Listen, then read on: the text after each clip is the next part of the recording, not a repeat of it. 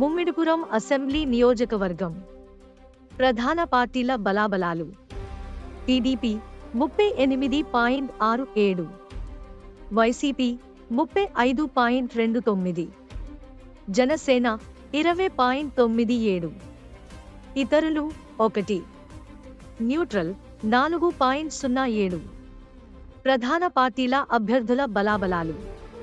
TDP Datla Buchibabu 39.42, YCP Ponnada Satish 34.81, neutral 3.80.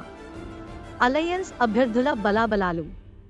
TDP plus Janasena Datla Buchibabu 50.75, YCP Ponnada Satish 34.32, neutral 13.93.